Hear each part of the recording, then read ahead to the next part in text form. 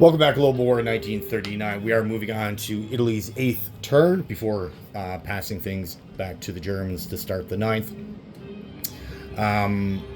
We do have a number of battles to declare. We got about 5 total, which will further our economic base.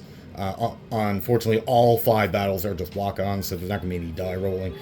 But we will increase our economy even further and downgrading the UK. All battles are going against the United Kingdom, which is fantastic. Speaking of economics, so we have about 45 to spend this round. So what we're opting for, we're going to further our navy with another battleship. This will be our second battleship for the Italians, which is fantastic. That will put us 1 ahead of the UK. UK only got 1. I guess to get a coastal battleship, but so do we. So we on the capital ship race, we will be 1 ahead. 2 transports, an airborne, and 3 infantry for the entire 45. All right, so for battles, well, we have 2 right here. We're going into Rio de Janeiro. Unfortunately, they did scorch the naval base that was there. I'm not sure how good of use we would get out of it, but it was still a base that we could have utilized, but they got rid of it.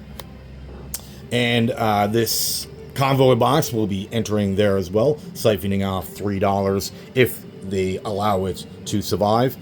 We will see what their reaction is.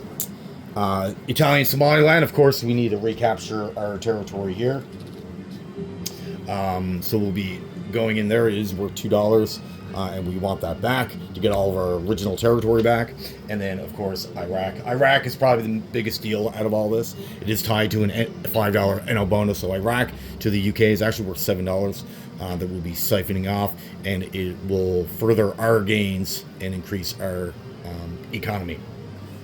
The last battle will be into Belgium, Congo. Again, worth $1. I would highly suspect this will fall back to the British on the next round, but it does give us $1 for 1 round. So, how we're going to conduct all this? Well, for Belgium, Congo, we do have a tank in Sudan. We'll be entering Congo, and then we're going to use our blitz ability that the tank allows us to have, and then move back to Sudan, capturing this. Now, they do have their own armor, so I suspect they'll easily retake that back, but all good. For Somaliland, we have an infantry in Ethiopia. We'll just walk in and capture that. So that is now back under Italian control, as it should be. Up here in Iraq, they do have a military base that will get destroyed. Too bad we couldn't capture it, but we will be taking that back with 2 infantry, 1 from Syria will walk in, and the other from Transjordan. So capturing that is an oil territory, and it gives us an extra $2. Fantastic.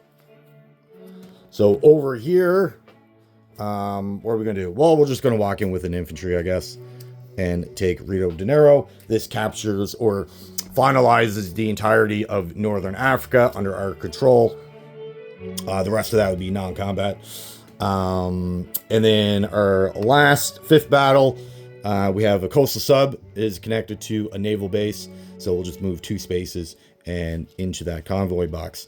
So we'll see how they respond to that. I suspect they'll probably be killed. It is $3. It is a big deal. Too bad we were just out of range of the $5 American, but we'll go with 3 for now. And that is it for combat. And now we're just going to do non-combat moves. So let's start that now. For the Navy, we do have a battleship, 6 cruisers, and a sub in 37. We are going to move that down to 35. And we're going to add to it this small Navy here in 36. So that'd be another cruiser, 3 more destroyers, and a sub. We're also going to add this transport into 38. We'll also go into 35. For Spain, we're going to... These fighters, they have a range of 4. So 1, 2, 3, 4. We're going to move them to Cyrenaica for right now. We'll need those in the future, as their fight in Spain is already done, and they've done their job there. So let's move them somewhere that they'll be more valuable. Everything in Portugal is going to move back, and Gibraltar is going to, that artillery is going to move up. Everything's going to move to Seville, and we want it all there because it's kind of out of range for the British and the Americans to attack it. But if they do land in these empty territories, we can easily crush anything that comes in there. The man in Marseille, he's going to move to this northern Spanish territory.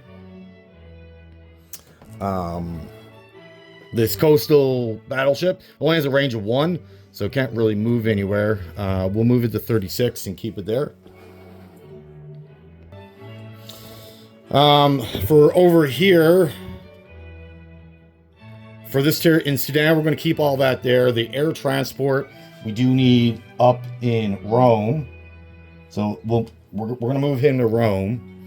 The 3 transports in 40 only has a range of 2, so they'll come down to 46, carrying the 2 heavy artillery, infantry, the siglary, the other artillery, and the last infantry. So that's now all in Tobruk. Perfect. All right. So air transports in Rome.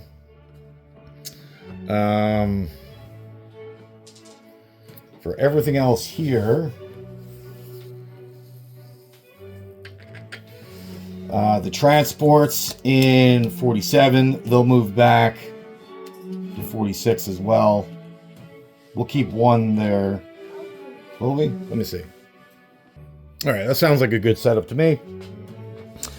All right, now we just have unit placement, and then we're good to go. So the battleship will go into 39. The 2 transports, they'll also go into 39, of course. The airborne will go into Rome.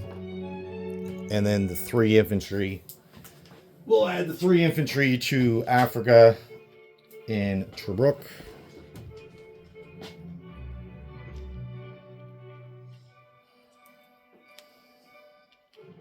All right, we're good to go. Now, all we got to do is add up our income and pass the turn. Okay, so with our economy, we have 44 with our territory, and then we have two $3 bonuses, bringing us up to 51 to spend on our next turn. That is fantastic. Right now, the Italians, I believe, are richer than the UK in Europe. So things are coming along very nicely for the Italians. And then, of course, the next turn we'll see about furthering our gains even more. All right, so that is it for the Italians. Thank you for watching, and have yourself a great day.